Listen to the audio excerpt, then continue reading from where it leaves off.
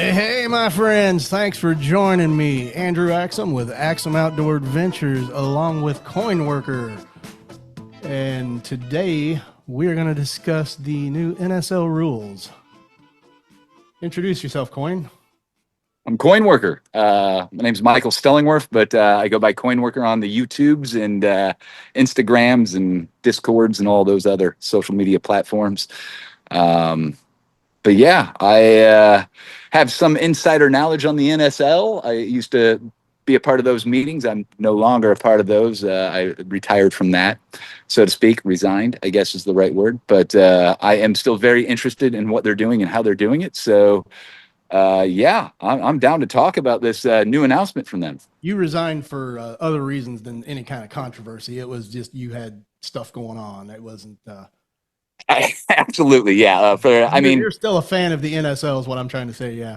100% fan of the NSL. Yes, unfortunately there was a little bit of joy being sucked out of Slingshots for me. I had a lot of other stuff going on personally, work, health, all sorts of crap, just kind of all accumulating at once. There was drama in the community at the time too, so the Slingshot community, and that added to just a lot of calls and a lot of things going on. So it became work, and I mean, as much as I need and want to work for this community and still will, I, at the time, just felt it better for everybody for me to just resign. And I felt like there is going to be somebody better than me to run it. I was president, and I feel like there's going to be a better person than I.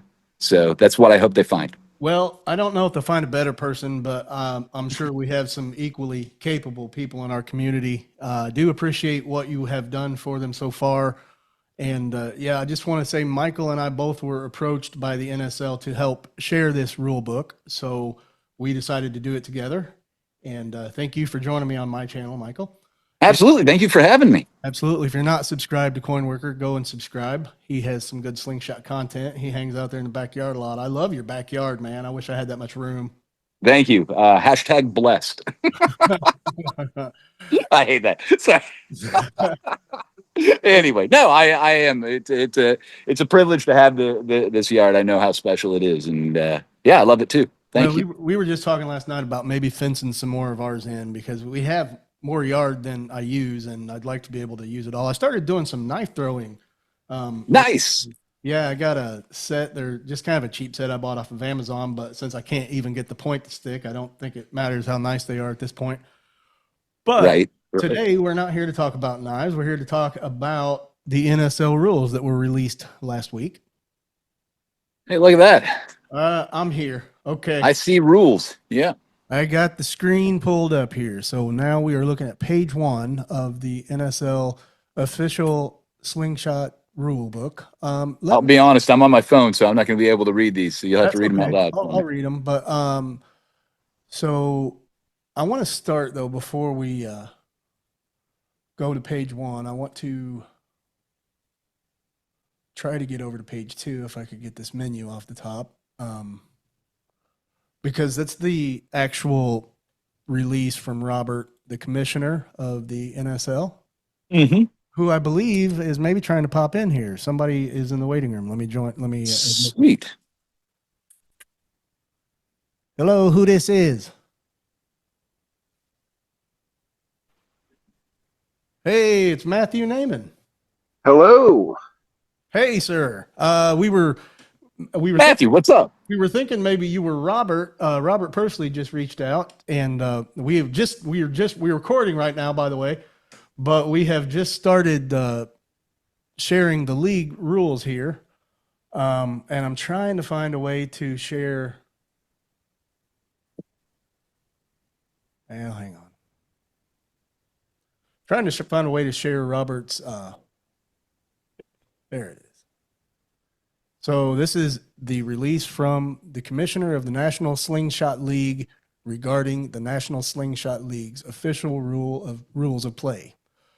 So I'll just read this here. To the Slingshot community, in the wake of recent events that have tested our patience, our unity, and at times even our purpose, I want to speak to you not just as commissioner, but as a fellow member of the community. Today, the National Slingshot League is releasing its official rules of play not as a reaction to the controversy, but as a reflection of who we are and what we have learned. This rule book has been shaped by the hard-earned experience of organized competition and through years of countless conversations with competitors, organizers, and everyday shooters who care deeply about the future of this sport. It's not a set of orders, it's a standard. Ones we can choose to rally around to bring clarity, consistency, and fairness to our tournaments and events. Choosing to use these rules means choosing transparency, structure, and shared understanding. They offer a steady guide to tournaments or to tournament host, a reference point for competitors, and a framework for the commissioner's office to provide fair oversight when needed. This is a living document meant to grow alongside with the community it serves. It exists to honor the values that have carried us this far: respect, sportsmanship, integrity, and the future growth of the sport we love. The input of the community remains not just welcome, but essential as we continue to evolve together. Copies of the official rules of play are available via the link below by email request and will soon be hosted on our upcoming website. Sincerely, Robert Pursley, Commissioner, National Slingshot League, and he lists the link there. So, Matthew, we kind of jumped right into it with you here, but introduce yourself real quick, because we know who you are, but people watching may not. I'm Matthew Neyman. You might know me as You'll Shoot Your Eye Out. I make and shoot slingshots, pretty regular. Yeah. And I'm a board member of the NSL. You are a board member. Okay, I did not. And I was on the rules committee. You were. Okay, well, excellent. Great to have you here. Let me stop sharing this screen a minute because I realized that everybody was looking at that while you were talking. But there you are. There's Matt's pretty face. So, yeah, I didn't realize all that whenever Patrick reached out to me because, I've been trying to migrate the notifications over to WhatsApp, and there was some confusion. I was trying to add you right before we started recording. But anyway, I'm glad you received my Facebook message and you're here. I didn't realize you were affiliated with the NSL. I just thought you were a community member that wanted to participate. So even more exciting that you're here and you're kind of an insider. Robert, I initially invited him. He was going to have to work, and then he reached back out to me a little while ago and said, I think he was available. So I thought maybe you were him popping in, but we're very glad to have you as well. For sure. You guys have any thoughts on the release from Robert Pursley there? I hadn't actually read that ahead of time, so I was kind of stumbling through some of it, but he had sent me the rule book first, which I have read through, and then this came a little bit later. So that was my first time reading through that. You guys have any thoughts you want to share? No, I mean, not really. It's kind of a jumping off spot. It's relatively new and not everybody's familiar with what we're doing. Right. Or why we're doing it, and so we kind of it's just an introductory, and this is where we're at and what we're doing. Well, speaking of that, since not everybody may be aware of the purpose of the NSL, I mean, he kind of touched on it there, but as you see it, Matt, because I've been hearing about this being started up for a little over a year now, and I'm excited about it, but I have to admit I don't understand everything that's going to go on with it. So kind of give us an overview in your opinion of what we're doing here. Well, it's my understanding that it's a governing body in preparation for international competition, particularly at the Olympic level. And if we were going to participate in that level of competition, we would need to have, each nation would have to have its own governing body. And so we need to start somewhere, and this is where we're starting.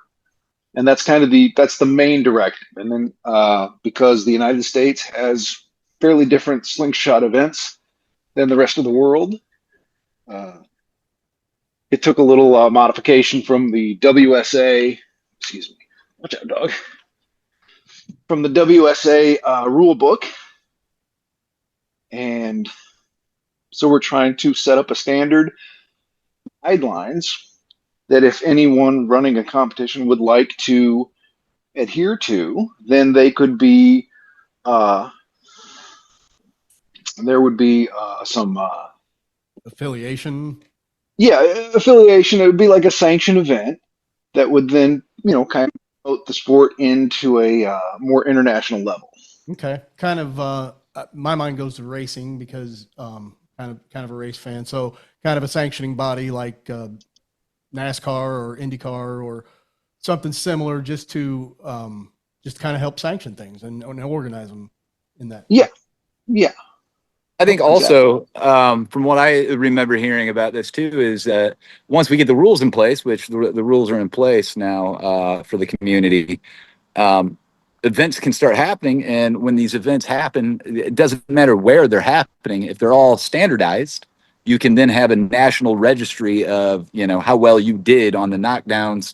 And it doesn't matter if you were East Coast or West Coast or, Gotcha. that sort of thing. So that could be an interesting addition on top of that. I'm not sure where the NSL is going to go with that. National Slingshot League, by the way, I don't think we've actually said what the NSL stood for. Yeah. Well, as he Right. said in the document, it's a growing document or a living document, however he Right. worded it. And I think the whole enterprise is that at this point we're growing and learning together. Uh, Mhm.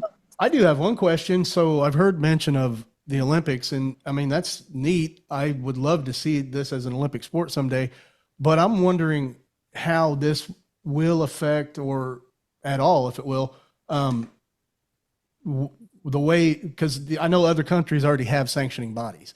So would this in any way interact with those sanctioning bodies on an international level at some point, or is that where the Olympic talk is? I didn't know if maybe that we were interested in, you know, growing as a worldwide community in that way. I was just, has that been tossed around, or is it just the Olympics?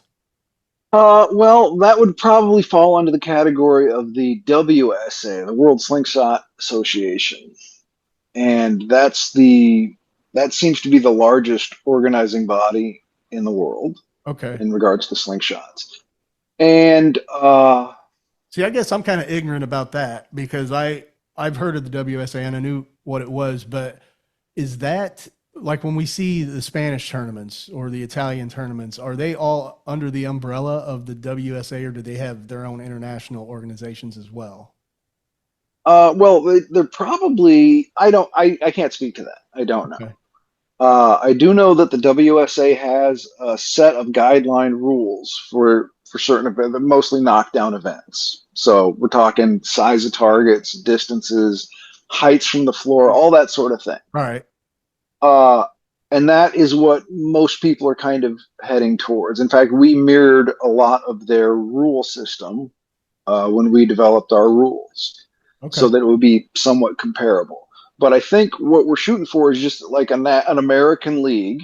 Okay. So we will be independent of that, but each nation would have to have its own governing body to proceed if they wanted to proceed at the like Olympic or International level. Oh, international level. international. Okay. All right. That's interesting. That was just my own curiosity because Mhm. the WSA is kind of a foreign entity to me as far as I'm not very familiar with it.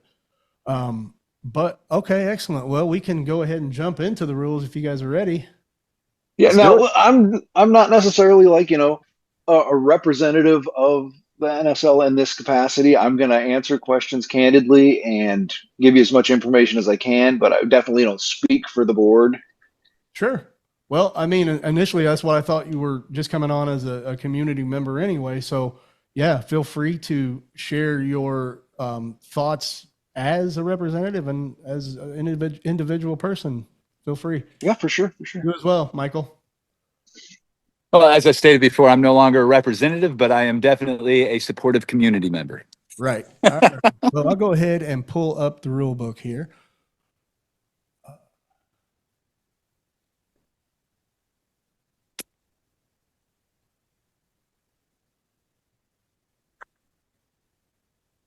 So I remember the rules. I think the only thing in it, I had one thing, and when we get to it, I guess I'll raise a concern. But other than that, I was really impressed with what I read through.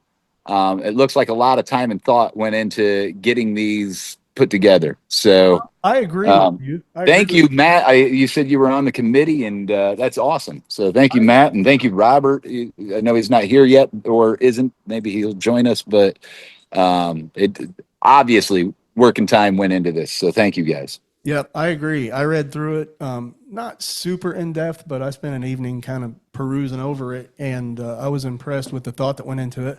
I'm interested to see what the 0.1% is for you because I didn't find anything myself, but we'll get there. So, National Slingshot League official rule book, version 1.0, updated July 2025, Article 1, divisions. I really liked this.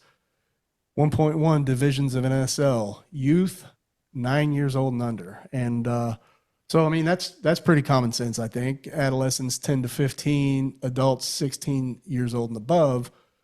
The adult division is further divided into amateurs and professional categories.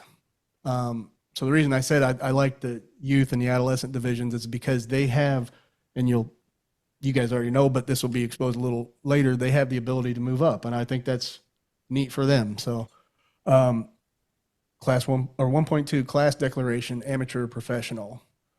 Amateur or adult competitors must declare whether they are competing as amateur or professional at the beginning of each NSL tournament. And I think it's important to highlight that says tournament and not season because I had to go back and look at that myself to clarify that. So for anybody else, that is at the beginning of the tournament, not the season. So you can be an amateur in one tournament and a pro in the next and go back to an amateur unless certain things happen, and we'll get to those. So where were we? At the beginning of the tournament. Okay, once declared, the competitor must remain in that class for the entirety of the tournament, and that's only fair. I mean, you know, if you look over at the amateur class and say, hey, I could be winning over there, that's not fair to just jump over. So that seems logical to me. 1.3 advancement from amateur to professional. Any adult amateur competitor who places in the top 3 at an NSL tournament must compete within the professional class at their next NSL tournament. So there's where some of those caveats are about being able to jump back and forth. If you placed in the top 3 at the previous tournament, you're automatically upgraded to the pro class. So yeah, and you guys feel free to jump in anytime with any thoughts you have. I'm not trying to dominate the conversation. No. I mean, yeah, you're just reading over it, and we did spend a lot of time in discussion at this point.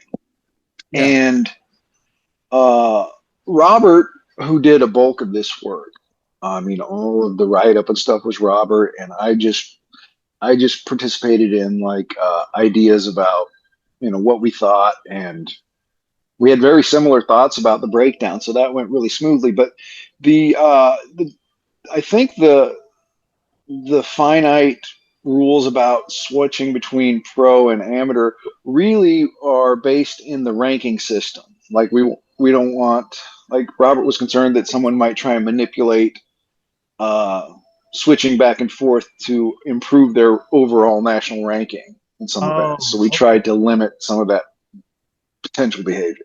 Yeah, and that's where the forethought comes in because I hadn't thought of that. So yeah, good for you guys thinking of that. Well, I guess that tactic is out. No. Right.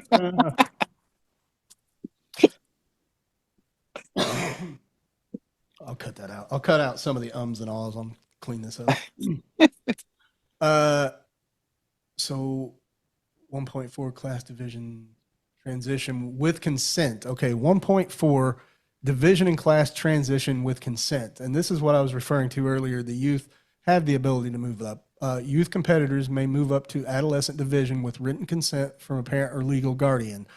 And from what I understand reading that doesn't have any kind of ranking requirements. That's just if the adolescent feels up to it or the youth feels up to it and the parents agree, that's all it takes for them to sign something and move up, correct?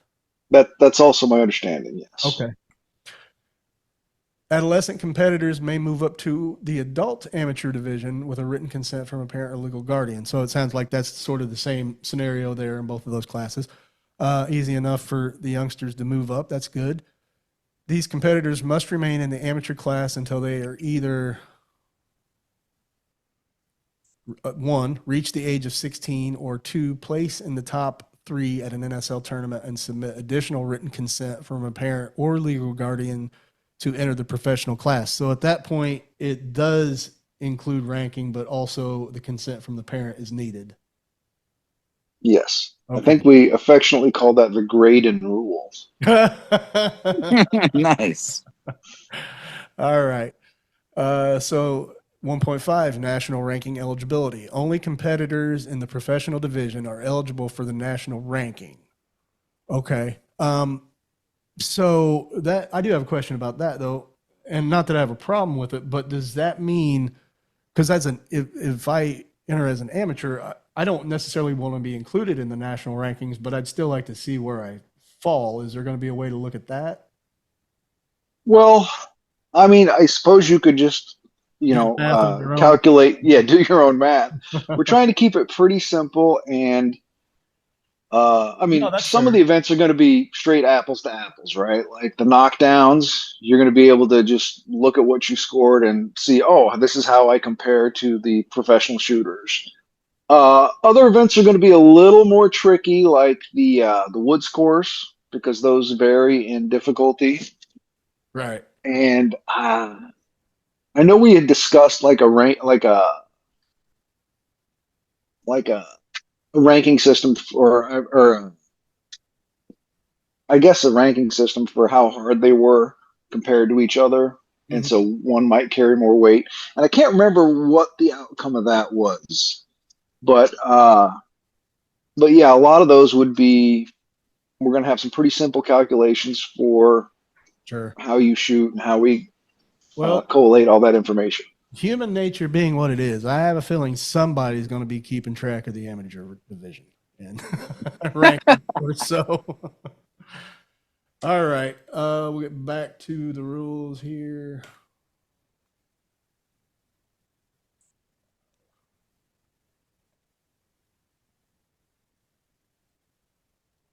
There we are. Can you guys see the rules again? Yes. Okay. So 1.5, national ranking eligibility. Only competitors in the professional division are eligible for national ranking. Article 2, general rules. So I think this is where people are going to get interested in this. The other stuff, while thoughtful and everything, is just common sense, I feel like. So the equipment 2.11 is the pellets. And I'm assuming that's just another word for steel ball, correct? Yep. Okay. Yes. Must be a steel ball with a diameter between 1/4 inch and 3/8 of an inch. Now, 1/4 inch, I know is 3/8 or is 1/4 inch. 3/8 is 9.5 millimeters. Is that correct? Yeah. Yes, I think. I mean, I don't think it's exactly a transition, but It's that's what the we mean. fellas, yeah. It's what I shoot, 9.5. Okay, so 9.5. So you got a 1/4 inch to a 9.5 range there. Slingshots 2.12. Size limitation. Length is a maximum length of 12 inches. Now, I was looking through my collection down in the garage, and I don't have any 12-inch slingshots. I don't know who's carrying those around, but Correct me if I'm wrong, Matthew. These are that dimensions of a slingshot is pulled directly from the WSA rules. Am I right? I think you're right there. I can't swear to that, but I believe that's accurate. I'd say I remember joking I wanted to push those limits and pull that out for a competition sometime just to get people to be like, what the hell does he have? Because it's like 1 foot by like a foot. Like the thing would be a huge slingshot. That's funny. Right. It's crazy. Okay, so I think most of our frames that we use here Oh, domestic. now just one slight thing I wanted to touch on was the restriction in the 3/8. Okay. Here. And the reason that we restricted the 3/8, and I don't know that it's to every event. I think that's just the knockdowns. Is that correct? Or does it say that? And that was just for wear and tear on the tournament rig. Well, Because shooting any bigger than that was like really starting to damage. the pads and stuff on the. Yeah, and we want to make sure that everyone gets kind of the same equipment to shoot at each time. Sure. And so if some people are lobbing half-inch steel at it, it was doing a little bit. I mean, we're afraid it would be doing some damage to it. It just would be the consistency would be there. So that's why the cap is there. Yep. Okay, so I haven't gotten anywhere where I see that it mentions that being just on knockdowns, but it's probably in here. Okay. Um, Because I know we were discussing it, and I thought like the Woods course was Bob's your uncle, like whatever you wanted. But I can't remember if that was the final act. Because when they were finalizing these rules, I was actually on the road, so I wasn't participating in the very end of it. okay, well, I'll bring the rules up here and we'll keep on reading, see if we get to that. The maximum width is 10 inches. Now, this kind of threw me because I shoot 90 millimeter. I haven't really done the conversion to inches, but I'm assuming most of our frames are going to come in under 10 inches as well. Yeah. Okay. Elastic material must be used as kinetic energy source, may be affixed in any manner to the frame. So that, I guess, means any manner, but I think most of us use two manners of doing it. Wrap and tuck or clips, but if you got another one, sounds like you can knock yourself out with it. Prohibited accessories, wrist rest. So that's going to be a traditional wrist rocket brace, I guess you're talking about there. Mm-hmm. Infrared equipment. I didn't even know that was an option for slingshots. Sighting telescopes, magnets, and now sighting telescopes, that's not going to include reference points, correct? I mean, Right. No. They're Right. talking about That like will not. actual scopes. like I've seen Spanish use, I think, maybe the Spanish. Well, those are still so a sighting scope. I can't. I think you're still fine with the 2 points Are you? of aim, but Okay. it's This not. might be. I think it might be magnification. Yeah, that's what I think the rule was, or I think that I wasn't the idea. Okay. So magnets in pouches, that's the next one. I've never tried those. I'd like to try some just for fun, not in a tournament, but have you guys ever tried those? Yeah, have. yeah. I still have some. The only time I really found them useful when I was trying to shoot BBs, Oh like yeah. little tiny, because I just couldn't get it in the pouch as effectively as I wanted, and so those worked pretty great. But aside from that, I don't really mess with it. Mechanical release devices. Now I'm curious about that one, and I don't recall seeing anything that addressed it further on in here. Is most of us don't need them. I get that, but is there going to be an exemption if anyone has like a medical need that they need one for? Yeah, that was a big point of interest for us to make sure that these things were addressed, Okay. that they could be met. So, like, there was some discussion about having to shoot from a standing position. Like, Mm-hmm. we thought maybe that would be, and then we thought, well, maybe that's not necessary because some people might not. We don't want to be excluding people Right. if we don't. I mean, we're trying to be as inclusive about it as possible. So yes, there should. I don't know where it falls in here, but we were pretty adamant about having like accommodations for Okay. And for that's one of shooters. those things that and I haven't read through here, it may be in here, but if it's an oversight, I'm sure that they would be willing to address that on an individual basis and like with the living document thing kind of. Yeah, I'm pretty sure that's addressed at some point. Okay, excellent. But it was definitely on our consciousness. All right. So I'll bring the screen up here. Yeah. I And think I read it anywhere, but I did not get all the way through it okay. about standing versus shooting. So I don't recall seeing that either, but once I got towards the end and the meat of it, I went to bed, I think. Competition rules 2.21 practice and safety. Competitors must practice only in designated areas and comply with all safety regulations. That's common sense. Adherence to schedule. Competitors must follow the official schedule. Failure to appear results in a 0-point round. I don't have a problem with that. I may have a problem meeting it sometimes because there's a few schedules that I've not been able to get there for, but I mean, that's on me. So if you can't be there, they put it out well enough in advance. Okay. 2.23 preparation time, 1 minute allowed per round. Extensions may be granted. Competitors must set up pellet as specified. Now the pellet's there. Are they referring to your ammo still, or are they talking about the knockdowns? Ammo. No, the pellets would still be your ammo. So you would have to show up like at the knockdowns. You'd have to show your 5 rounds Oh, to I your see. lane judge. I see what you're And saying. yeah, Okay, yeah, for transparency there, I got it. So 2.24, firing line rules. Stepping onto or across the line after a warning results in 0 points for that round. And since that says after a warning, I don't have any problem with that. 2.25, shooting starts or shooting start. Shooting only begins after the referee's signal. Early shots, 0 points. So I've had a few shots where I didn't even mean to take them, where the pouch slipped out of my hand as I was drawing, I guess, but that's on me. 2.26, shooting or shot quantity exceeding the number of shots will result in a 0 point round. So, yeah, common sense stuff there. Single shot or single attempt requirements. One attempt only, except on the woods course with the director's discretion. Multiple attempts equals a 0 score. So let's address that one real quick. One attempt okay. only, except on the woods course with director's discretion. What would be, because I'm not contesting that in any way, I'm just trying to imagine what the scenario would be. Okay, well, it's pretty simple. At the East Coast Slingshot tournament, it's a one and done situation, right? Always has been.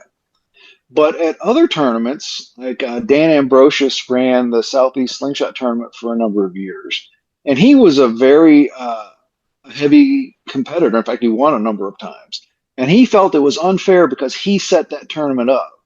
So he would have to go out there and make sure you could see or make these shots. Gotcha. He opened it up in that tournament. You could shoot the woods course as many times as you wanted before you shot it for score, Okay. just to make it a level playing field because he was the one That's admirable setting it and up. fair because he was the one setting it up. I think Yeah, also the rules like this year at East Coast, if I'm not mistaken, there were 3 shots added. If you missed your first shot, you were able to take a second shot, but that scored less. Am I right with that's how East that's Coast was? correct. This year they did it a little differently. Yeah. And it was you got 3 shots per target, and your first shot was worth 3 points, and then 2 points, and then 1 point, and then obviously if you missed all three, you got 0 points. Okay.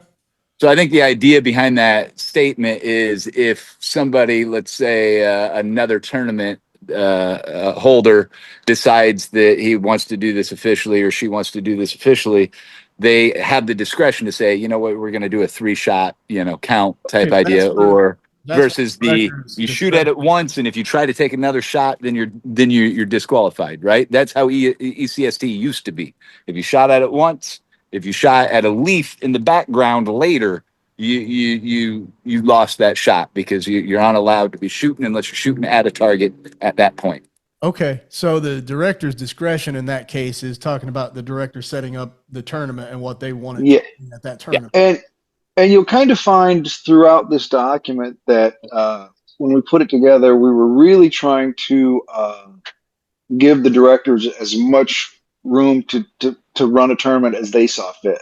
Right. Well, I like that. We're not trying to impede in anybody's way. We're just trying to put up a guideline that could be adhered to for a ranking system and whatever. But we're not trying to. We were definitely not trying to like handcuff any directors in any way they wanted to run their tournament. Okay, great. That's yeah, cool. Let me bring it back up here.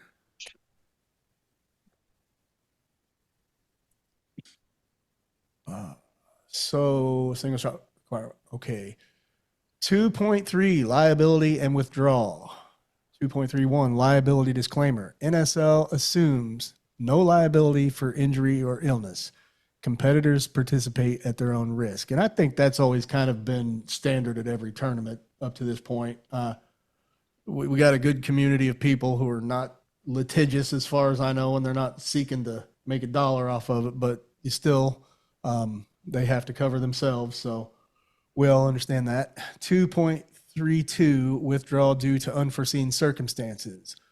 Withdrawal due to injury, illness, or emergency results in the forfeiture of score until return. So explain that one to me a little bit. Oh, Okay. Yeah. I thought I stopped recording. I just stopped sharing. Never mind. Okay.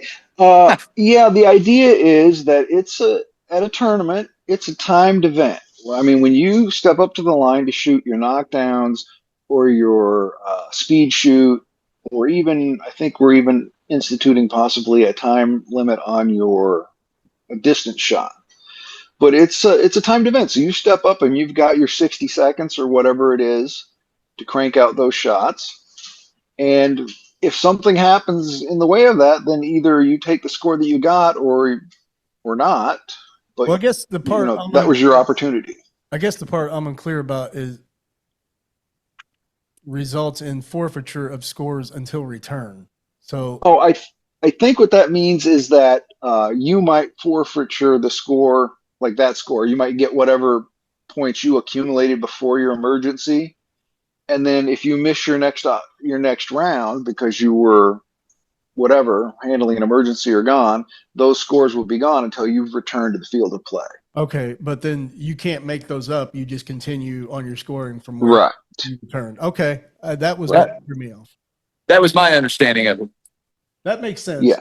I mean, it's unfortunate, but it's a tournament and everybody has kind of the same rules and opportunity. Sure. All right. I think a good example would be shooting knockdowns, and I'm in the middle of shooting, and I sneeze really hard, and like my shot goes wild, and then I have this asthmatic problem because I'm just sneezing my ass off, and my time runs out. That I'm out, right? That's your emergency, you know. But the next round comes up, I'm still trying to get my inhaler going or whatever, right? I lose that score, but by the third round, I can step up and shoot that third round and start regaining my score at that point. If Okay. that's how I interpreted that rule set. Gotcha. You talk If about I'm wrong, I don't. No, I think that's sort of the idea. okay. Well, good. That I needed some clarity on that just because I just from reading it didn't understand. But thank you. You're talking about inhalers. We went to Mackinac last week, which I absolutely loved, but I left my allergy medicine on the mainland in our car. And Ooh, Mackinac, if you've ever been there, is the most flowered up place I've ever seen in my life. I thought I was going to have to get an inhaler. Okay, back to the rules. So until return. So 2.4 equipment malfunction protocol. If a malfunction occurs with the target's timing system or any part of the event's official setup, the interfaces. Okay, let me start over. If a malfunction occurs with the target's timing system or any part of the event's official setup that interfaces or interferes with the competitor's ability to complete their round, the competitor must stop shooting immediately and notify the referee. So, because I butchered that so badly, that means like if your knockdown gets blown down by the wind or somebody bumps the thing or something, am I kind of on target with that? Yeah, if you shoot one knockdown and multiple fall down, that sort of thing. Oh, okay. Okay, that too. So you should immediately notify the official and Yes, not take any more shots. that's correct. Okay.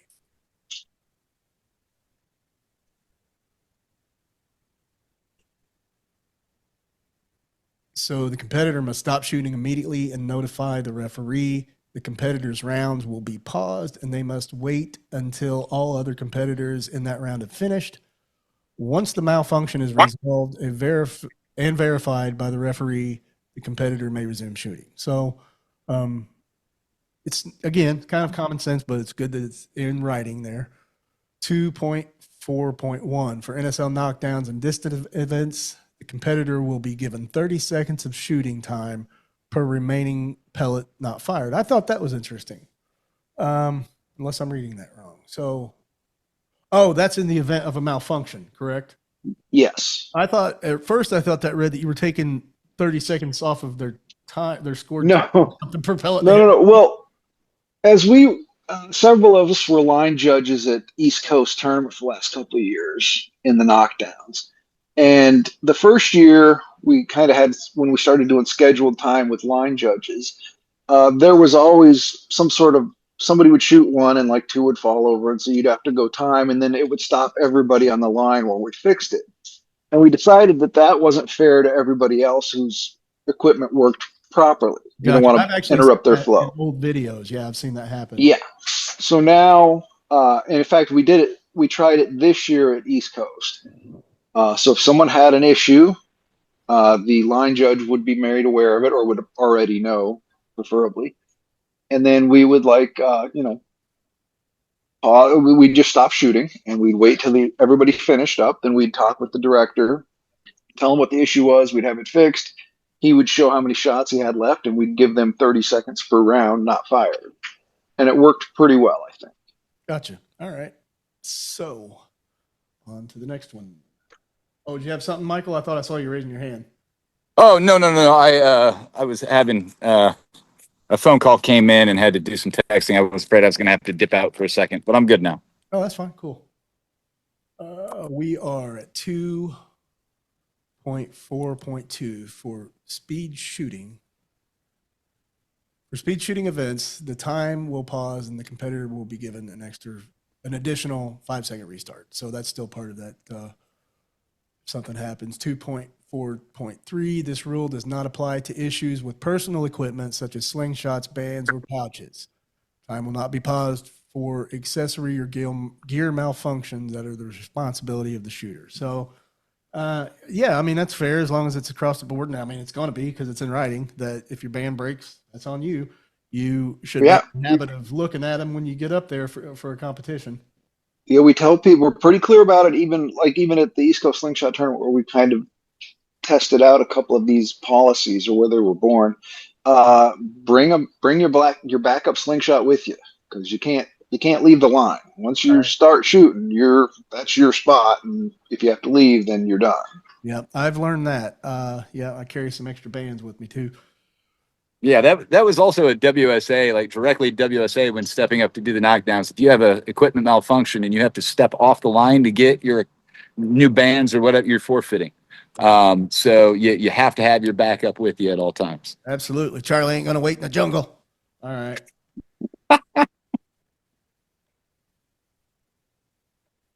So we are at 2.5, intentional rule violations. To uphold fairness, safety, and integrity across all NSL sanctioned events. I have a hard time saying that. Sanctioned events, intentional violation of the rules are taken seriously and may result in immediate disciplinary action. Okay, before I ask questions, let me read on because it may address it. 2.5.1, definition of intentional violations. An intentional rule violation includes, but is not limited to, knowingly disregarding safety procedures, absolutely, manipulating scorecards, targets, or any official scoring systems, attempting to influence or distract other competitor during active rounds. So, Michael, you and Jordan are both guilty of that with each other, I think. Not necessarily. I mean, there might be a little bit of smack talk, but I don't think I'm yelling as he's shooting or like, yo, trying to scare him or poking at him. But I might try to get into his head as we're Okay. walking to the next target. So head getting into is still legal, I guess. All right, that's good to know. I will say this is where my questions came up and defining intentional. So to go back to a rule about over the line, I step over the line, not knowing I had done it, right? I'm going to be told, hey, you need to step back. You get one warning. That's what the rule was earlier, right? You get a warning. Hey, you stepped over the line, shoot. Now I step over the line again. I didn't mean to. I'm not intentionally doing it. I didn't intentionally try to, Well, as not anybody affiliated with the NSL, I can answer why I think that should be your personal responsibility. It goes back to your bands and stuff, just paying attention to what you're doing, and you know what I mean. I mean, maybe that's a little harsh of me. I don't know, but I feel like it comes along with watching your form and yeah, just watching where you're at. But maybe I'm a dick. I don't know. Well, I think that's why it's got its own separate rule about stepping over lines or whatever. And sure. I guess my argument, and not to pick at scabs, But I'm gonna here just for a second. We had we had something go down at ECST last year, or this last round, in a speed shoot where a person claims to have not intentionally broken the rules. They had a medical issue. They walked away. They came back. I mean, that's the story, right? The medical issue got in the way, and then they went and tried to score in a way they thought would be acceptable without getting any permissions from anybody. Um, the rule wasn't intentionally broken by that person, according to them. That I guess intentions or not, we have rules for a reason. And whether I guess there's an old saying, ignorance is not a plea to the law. How's that go? Ignorance is not. Ignorance of the law is no excuse. Yes, exactly. Ignorance of the law. Somebody's been stopped a couple times. Got that one right away. Yep. I didn't know it was 30 here. That doesn't matter if you knew or not what the speed limit was. You were breaking the rule. Yeah, I think this section is for people doing it intentionally. That's what we're talking about. And because the rules already apply. You know them or don't know them, it's incumbent upon the competitor to be aware of the rules and to abide. So this section, I think, is about those competitors that may choose to behave differently. I think is what we're getting at here. Okay. Yeah. Okay. Well, it does say, let me read this here again. It says, the definition of intentional violation is repeated minor violations after receiving an official warning. That's one of them that's in there. Okay. I like that. Okay. I didn't miss that part. Yeah, so let me share the that screen helps. again here because we started talking about it before I. So yeah, we got talking about you and Jordan giving each other crap there, and then deliberately exceeding shot limits or time constraints. I have a hard time feeling like people in our community are going to deliberately do that, but it's good that it's in there. It's good that it's written down. So coaching or signaling from the sidelines during an active round, I don't know how the hell that's going to work. We got Lou Pinella on the sidelines now, or Somebody's banging trash cans.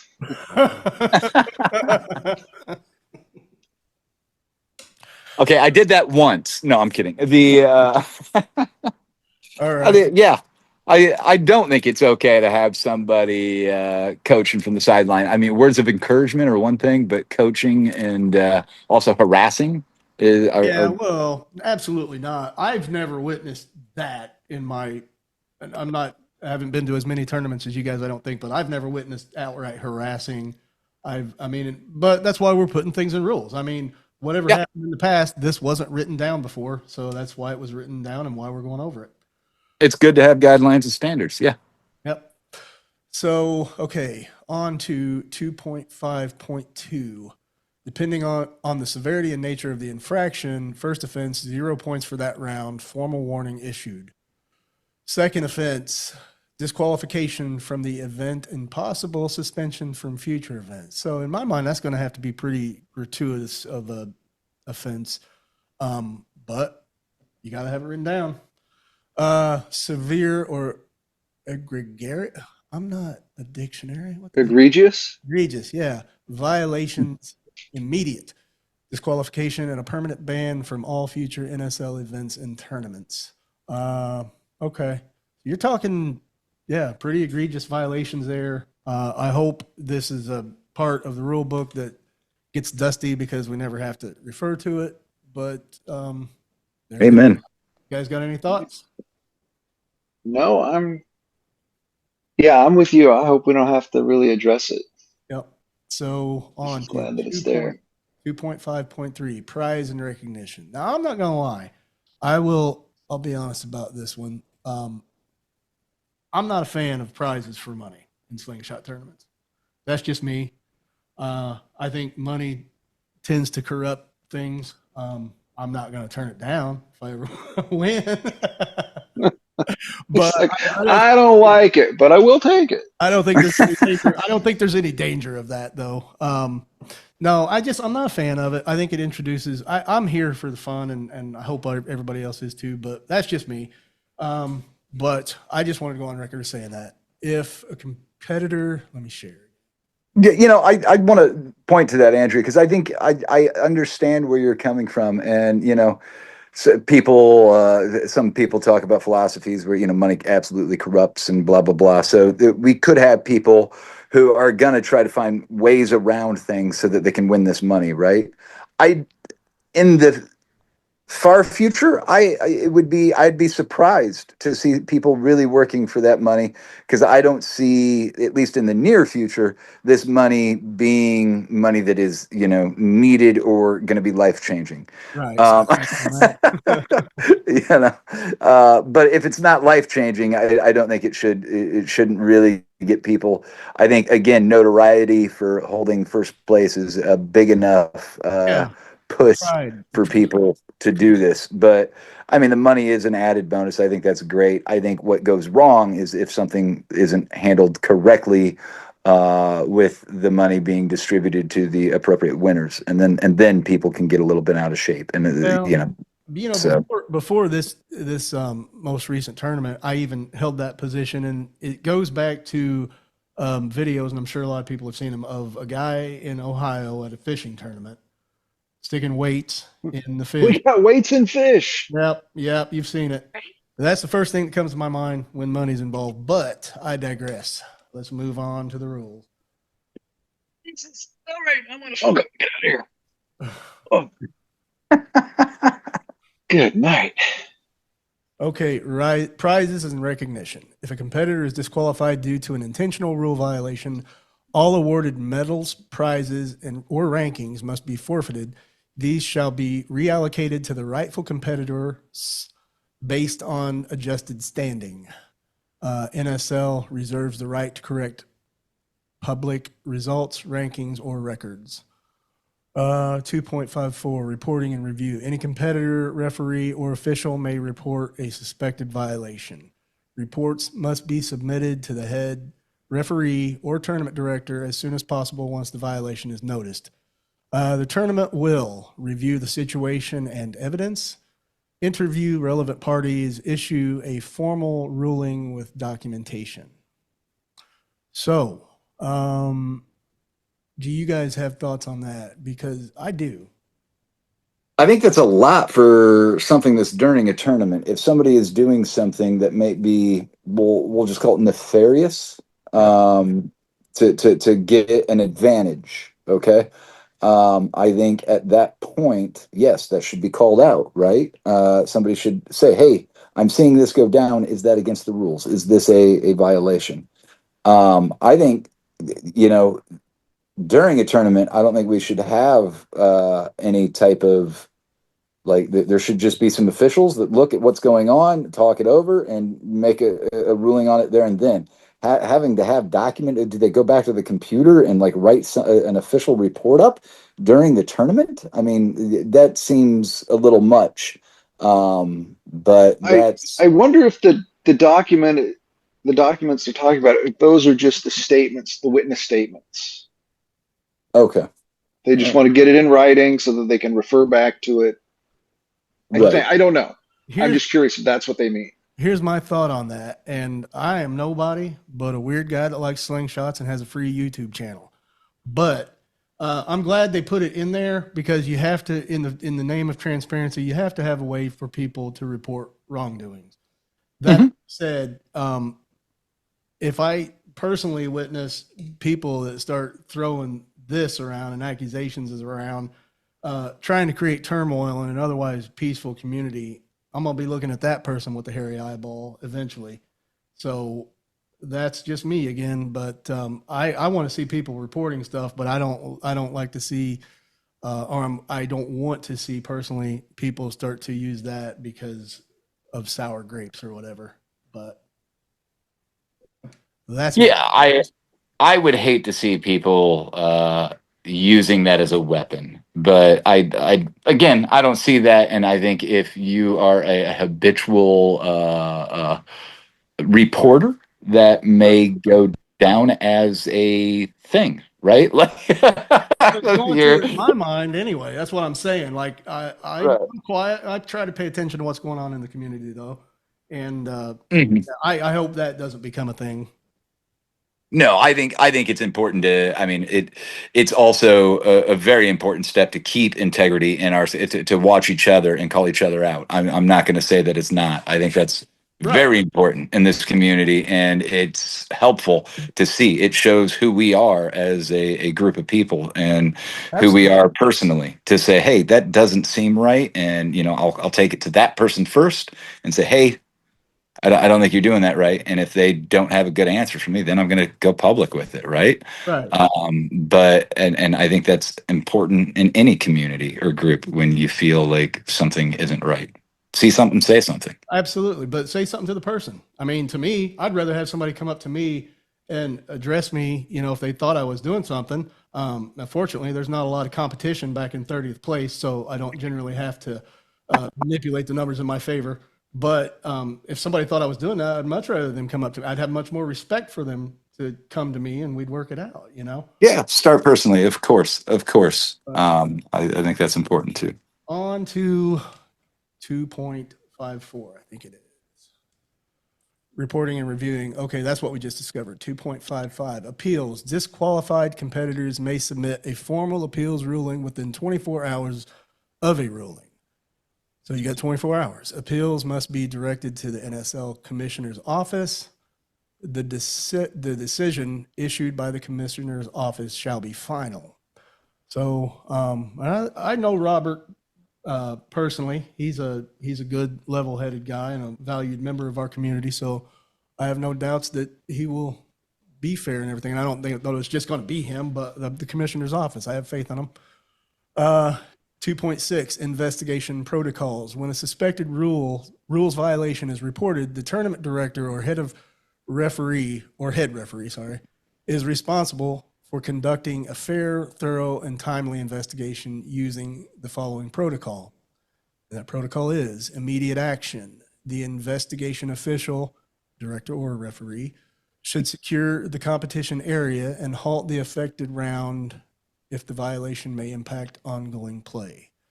If the official, director, or referee is available, they should inform or if the other official, director or referee is available, they should be informed and may assist in the process.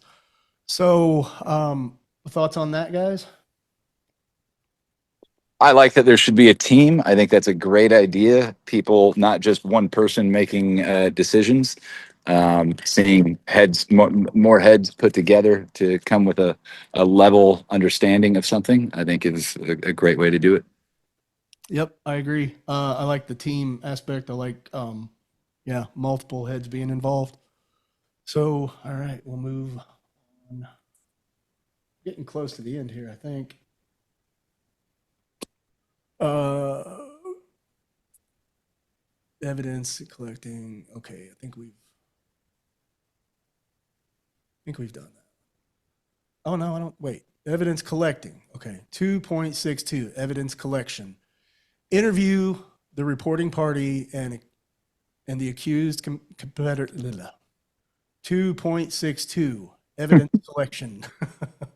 Interview the reporting party and the accused competitor separately. Yeah, that makes sense.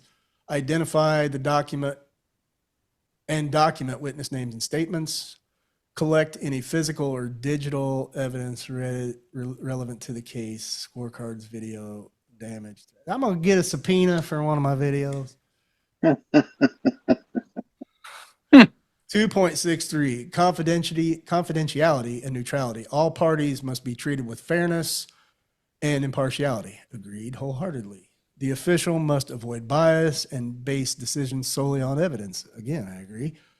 2.64 determination and ruling. If a violation is confirmed, the official must issue a written ruling including name of competitor, description of the violation, summary of evidence, and penalty applied per NSL Rule 2.52, which just describes the first offense, second offense, and egregious violations. Um, Notification and documentation. The decision must be communicated directly to the competitor. The ruling and all supporting documentation must be added to the official event report. A copy must be submitted to the NSL's commissioner's office within 24 hours. And escalation. If the director and referee disagree on the severity of the violation or the severity of the violation is unclear, the issue must be escalated immediately to the NSL commissioner's office for final judgment. Okay, so that's talking about if a director and the referee have a disagreement. So the commissioner's office has the final say. And I think as long as we all go forward knowing that, nobody should be able to have any complaints. We're as a group putting our faith in this group of people to be fair and impartial. And I trust them to do that. And I hope that there's not a lot of, I hope there's no violations. But if there are, I hope there's not a lot of. Right. And you know, I really like that little bit of wording there where they went through everything that was going to happen, like the competitor's name, the infraction, the whole, and I think that's really transparency. Yep. Yeah, we need transparency. So we are back here past the escalation. We are Article 3, NSL Woods Course.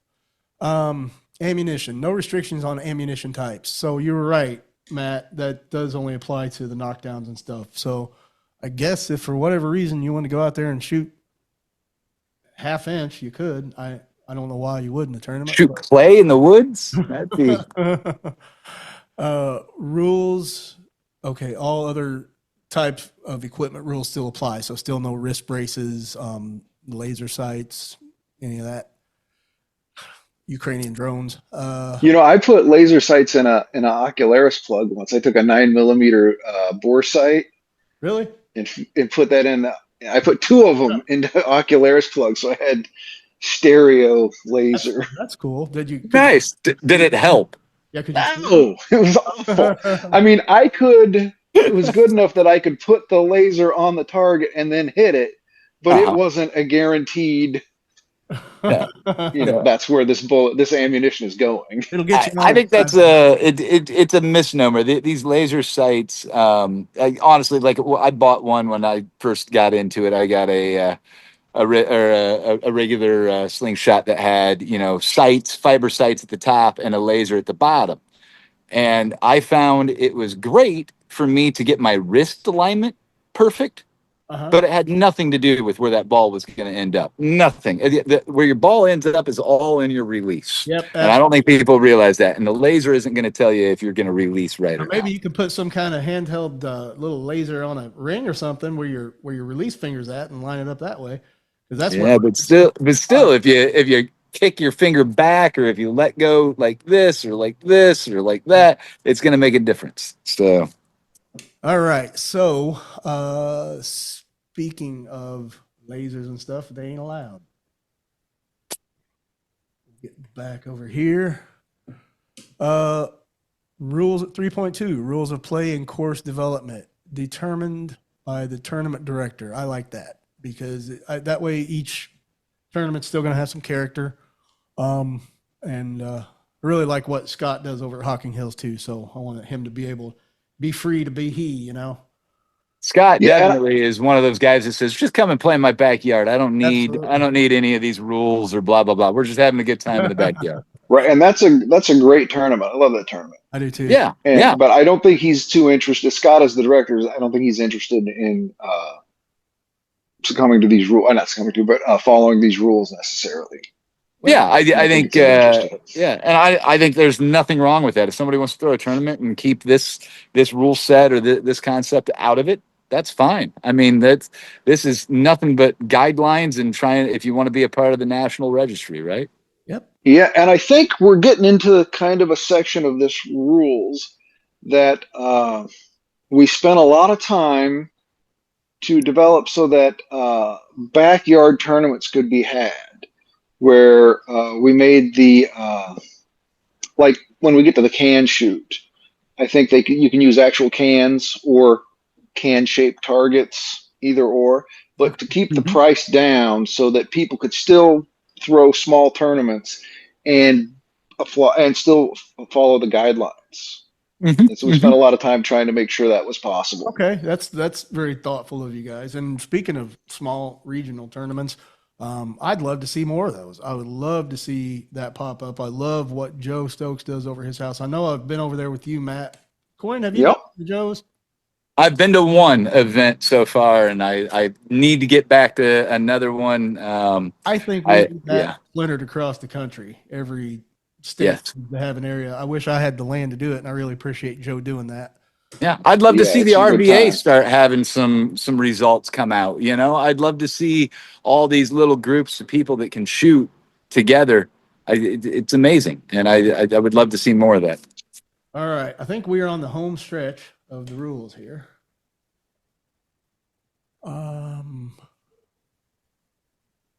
Okay. Article 5, NSL knockdowns. 4.1 participants open to all adult division competitors. So amateur or pro there. Competition target system. Background must be black. That's something I've never thought about. I guess that does make a difference, but I do appreciate all the thought that goes into this stuff because I just go out in my backyard and throw cardboard up. You know, I don't think about details like that. So that's thoughtful and helpful. Must be black. Target specifications: 5 round white targets at 55 inches from the ground, spaced 4 inches apart from the center of each target. So pretty specific requirements there. This is WSA rules. Same Okay. rules. There's just a slight modification to the height because the meters Imperial. didn't translate over to inches, so we just picked the closest inch. Okay. Like it's 55 point or 54.8 or something like that, right? Yeah, something like that. We're like, nobody's gonna have a metric tape measure handy, Okay. Right. so we modified that. Keeps you on your toes, man. You gotta aim a little different. Format. Okay, so there's the scores: 80 millimeter, 2 points, etc. I'm not going to read through all those because they're on the screen, and I think a lot of people are familiar with them. 4.3, the format: 4 rounds, 5 shots each at 10 meters. Competitors choose targets, so you can knock them down in whichever order you want, right? Mm-hmm. Okay. Max score is 120 points. Time and scoring rules. Shot timing: 5 shots in 2 minutes and 30 seconds. So, however you can do the math and squeeze them out, there you go. Validity of score: target must be fully knocked down and confirmed by the referee. So, it's pretty straightforward. Article 5, NSL distance events. Target: single 8-inch single 8-inch gong at 55 inches. Height, shooting distance. For the professionals, it's going to be 25 yards. For the amateurs, 15 yards. Okay, that's cool. And that was another cost saving and unifying target that we selected. Okay. The gong. And but also just the distance paper is maybe the worst event to watch. Yeah, it is kind of boring to You're watch. like, I mean, my eyes are bad. I can barely tell what I'm hitting as the shooter. Right. Yes. Yeah. So this will make it a lot easier and a lot more fun because you can just sit in the gallery and you can hear either a gong or no gong. Right. And so I think it's going to make the whole event better. Right. I agree. So 10 shots per round, 5-minute limit. And that was okay on that distance. Article 6, NSL speed shooting. 6.1 targets, you get 20 total. They are 2.5 by 4.5 inch vertical, rectangular, or I guess they can be. Is that what it's saying? 2.5 inch by 4.5 inches. So this was our stipulation made for like kind of backyard competitions because not everybody's going to want to lay out the cash to get steel targets cut out, 20 of them. Okay. So we made it that you could use actual cans, or if you want to kind of a little more easier, more efficient flow, you could step up to steel targets. Gotcha. Okay. And I like that wiggle room you built in for the directors. But yeah, 2.5 inch by 4.5 inch vertical rectangles or 12-inch cans in one vertical row. So target placement, bottom of each target has to be 55 inches off the ground. Again, that's that stupid imperial system. 6.3 scoring, maximum score set by tournament director. Oh, I'm not sharing this, am I? I'm just reading. So let me get That's fine. We like seeing your face once in a while. back. Maximum score set by tournament director. So that's going to be varied at each tournament depending on the setup. It sounds like distance, though, will remain consistent at 10 meters. Shooting details, unlimited shots. Yeah, makes sense. It's speed shooting. 1 minute limit and 1 pellet per shot. So none of them shotgun scatter pack things. Article 7, NSL ranking, national rankings. Quick question. Sure. In this, Sketchy Kevin developed something that's like a 3D printed holder of ammo, and he calls it the shaker, if I'm not, or the jerker, if I'm not mistaken. And you Yeah, can I jerk saw another that. piece of ammo out. I still need to get one from him because I think they're amazing. It's a great idea. Is something like that legal? Was there any? Did we see any rules stating that it was not? No, I don't think there is any literature or any written text Well, that would fall under, disregarding your ammo holder. I feel Oh, like okay, so magnets equipment. and that sort of thing during a speed shoot, we're free to experiment with. Yeah, I'd be pretty impressed if somebody could beat just somebody that was good with a handful of ammo. Right. Yeah, yeah. No, I mean that's. I think handful of ammo is the fastest way so far. But But it's good to have it worked out ahead of time for the day that it happens. yeah, I'm curious if somebody has a gimmick or a device that they're using. Well, I would I think that that would fall under equipment, and there was no mention of that. So Yeah, not a single. Maybe we'll put in a clause for a restrictor plate if he's too fast with it. restricted. right.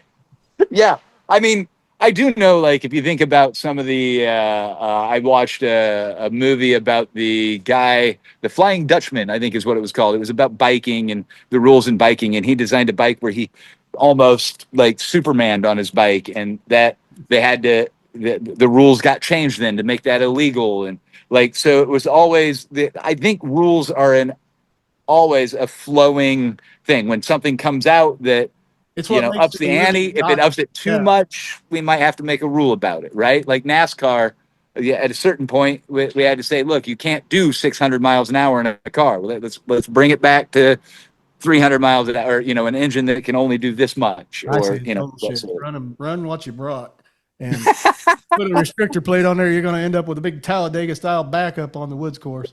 Right, right. All right. Distance at 10 meters, shooting distance, unlimited shots. So we're on to Article 7, NSL rankings. Compilation rankings compiled from an NSL tournament during the fiscal season. Eligibility, only professional division competitors are eligible. So we talked about that earlier in the amateur versus pro division. That's one of the differences. Just be aware of that. Ranked events, NSL knockdowns, NSL woods course, NSL speed shooting, and NSL distance. I think that's pretty standard at all tournaments, isn't it? I haven't seen much more than that, except for the glow sticks at the practice range and stuff, but that's not competition. Yeah, as far as American tournaments are concerned, that's generally the layout. That's the big ones. Okay. Ranking determination, knockdowns, best single score of the season. Okay. Woods course, average points across the season. So that's kind of going more back to a racing style of pool. Points per event, 10 for first. Oh, somebody saying something? No, sorry, I think that was a loud muffler. I'm sorry. I Okay. wish I was that cool. Average points across the season for the woods course, points per event, 10 for first, 9 for second, down to 1 for 10th. I like this. I like that aspect because it does make it a season long event for us, so we can. You know, and I'd forgotten that was the way we went, and I was really happy with that layout because that takes the hardness from individual knockdown or individual woods courses and Right. kind of eliminates it because you're still just being ranked against your fellow shooters. Right. Yeah, I think that's So interesting. I Fun. think that was the best way. I think that was our best idea. I used to be in some racing pools where you'd pitch in $5 a week, and it was, but you kept points. You had your own team, and you kept points as the season went on, to pay, depending on how your picks did, and it was a lot of fun. This kind of reminds me of that. At least if I'm not going to be in the top 10, I can root for somebody. Speed shooting, highest hit count, time used as tiebreaker. So, oh, you're using their times as the well. Wait though, they all get a minute, don't they? Yeah. Read that again. Read it again. Yeah, let's. Can you share that screen? Yeah, I thought I I'd was. like to read. Sorry, hang Let me on. read that one.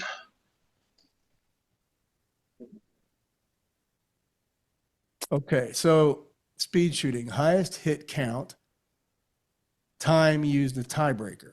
So, but everybody gets a minute, right? Oh, it's I think they mean if you racked them all down, whoever did it the fastest. Okay, all right, I see. I didn't know if somebody tied, if they were going to do another timed event as a tiebreaker or how that worked. But okay, that makes sense. If you knock them all down and you do it in 30 seconds and somebody else does it in 17, they win. But Right. Or maybe but like also, I don't know Go- how that applies to if more than two people hit 18 or 19. Oh, yeah, I don't know. So I think I think that's two different thoughts processes. So there's two different ways to do a speed shoot, and I've seen them both done. It's shoot as many cans as possible in a minute, right? Like that's what you do. Hang on, shit, is it? Yeah, it is. Okay, it's the yeah in a minute. So if then somebody hit 27 and somebody else hit 27, maybe it's another. You run another one and then you figure out. Well, that's what I was wondering. Yeah, let's say if it's just two competitors, I mean, that's usually going to be pretty easy to figure out. But if it's let's say 7 people get the same score and did it at the same time, I mean, Right. Yeah, because we all Well, get a minute. I guess there is a limit of cans at this point on some of the systems. Some of our systems Yeah, have like well, 20 cans. the So maybe that's NSL's the is set up is for 20 cans. okay, right. So you're getting 20 cans. And so I don't that would only matter if you hit all 20 cans the time. So I'm trying to think if that was Yeah, what I the think idea was that's what it behind. is. If I'm able to get all 20 cans, because that 20th can cost or was the most points in certain tournaments. That's where I was going with this.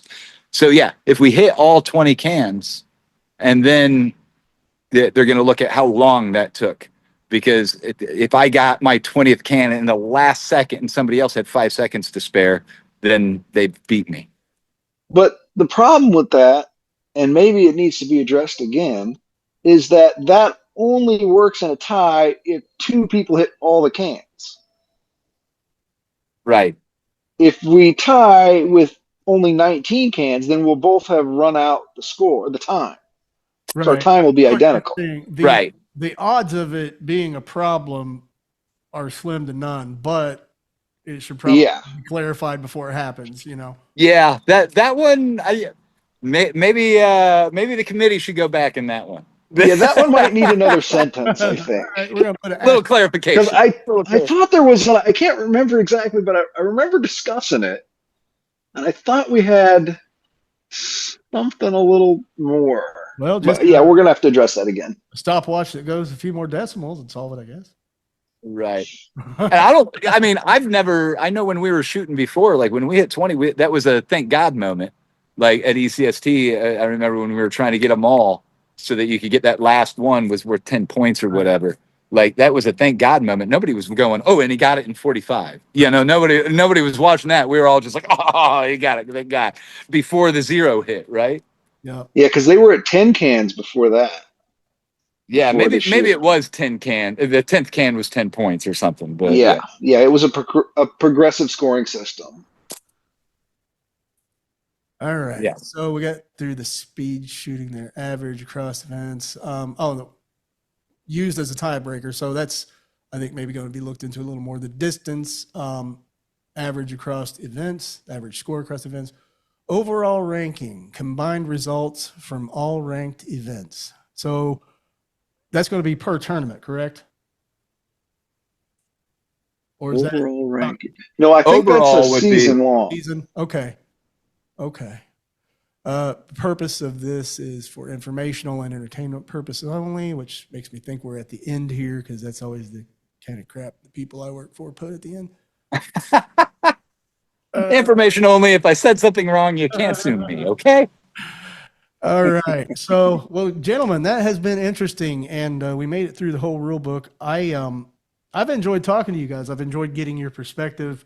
Yeah. So we've been going for quite a while. I think I can put this up as one video. But do you guys have any other thoughts or any things you want to share or things we missed?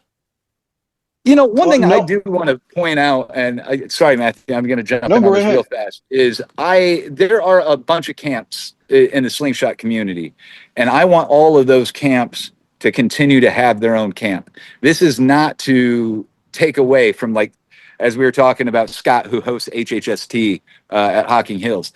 Do it the way you want. I don't think this is meant to force anything or anybody into a certain way or enjoyment. If you come out to tournaments to just have fun and shoot with people, come out to tournaments to just have fun and shoot with people. I want to say, and I always say this, I go mainly to see the people I get to communicate with and the community that I've learned to love and get to know better. So I go out to the tournaments for that very reason. But winning a tournament is also really fun and awesome. So yes, I am competing and I have a competitive nature that's just in me. But is that the main reason I'm there? No. And I think it's important to know that we're not forcing anybody to show up and compete. Show up no matter what. Show up to have fun. Show up to watch. Show up to talk smack. Absolutely. It doesn't matter, right? Like I don't think this should change anything about how tournaments are held and ran anyway. I Plain and simple. 100%. I agree. That was well said. I think that, and I didn't have doubts before we went through these rules that it was going to be a good thing for the community. But I feel even better about it talking to you guys and getting your perspectives and being able to bounce ideas and thoughts off of each other. It makes me feel like this is going to be a wonderful thing for our community. And we've went through some growing pains, and I'm sure we'll continue as a community to go through growing pains. And there will probably be rules in here that get changed, but the old saying, 1,000-mile journey begins with one step, and this is our step as a community, and I applaud it. I thank both of you guys for being on here. Matt, did you have anything else you wanted to cover? Yeah, just quickly, I think we covered it, and I was pretty happy with what we discussed. I hope everybody sees that the NSL is like a resource. Like we're not trying to exclude or limit or whatever anybody's tournament or any way anybody wants to run a tournament. We're just trying to be a resource available for those. Maybe if you're looking to start a tournament and you don't know what rules you might want to adopt, you can certainly take a look at ours. And and tournaments like Hocking Hills that doesn't appear to be interested in that. That's absolutely great. As a former winner, I think it's a fantastic tournament. I'm going to say that right now. You can't beat it, but It's a good tournament. I love Hocking Hill. no, yeah. And thanks for taking your time to go over it. And Absolutely. I heard that you were going to go over it. And I just wanted to be available if you had any questions, and I might have some insight. I appreciate you jumping in. I wish Patrick could have joined us. He's the one that gave me your information. But yeah, you guys are always welcome back on these. What I want to do with these roundtables is just be sort of a community square for the community, for our community, a place for people to come together and learn about things, and that's really all I want to do with these. So you guys are always welcome here. And yeah, if you have anything else you want to come on and talk about, you're always welcome, guys. Andrew, you're not a square, man. Not in my book. I appreciate it, man. I'm kidding. Town Square sounds awesome. Yes. Right. Hey, thanks for having me. I appreciate it. Matthew, it was great to see you again on here. Hope to see you at Hocking Hills this year. Yes. Yes. Absolutely, absolutely. All right. All right. Will you be hosting another Matthews Natties, or what was Oh the yeah. tournament called? Yeah, a little Maddie's Natties. You know, that was Natties Natties. That's right. I thought it would be like a couple of people might do it, and there was like 30 people that participated, and then I've had a few people ask about it. So I'll definitely be down. I guess I'll have to come up with a prize or a trophy or something. I don't know, That but would be yeah, we'll awesome. do it again. I took second place last year in that. I was one under Nathan Masters on that. On the Maddie's Natties. Yeah. Oh, Yeah. I didn't compete last year because I was busy recording most of the time, and then I saw everybody doing it and having so much fun. So this year, if you guys do that, I'm definitely making me a natty. And Yeah. Oh, it I've was already great. checked. I've checked with Scott, and it's all systems go. So we'll awesome. run it again. It's just a dumb free little It's fun. side tournament. You So can, fun.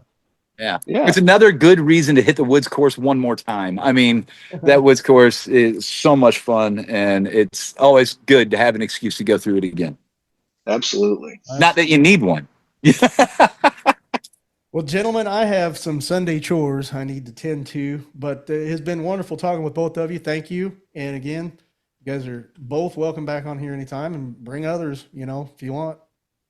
All right. Perfect. It's Well, been thank great. you. All right. Thank you. Later. Have a good one. Take Bye care, now. guys. Bye.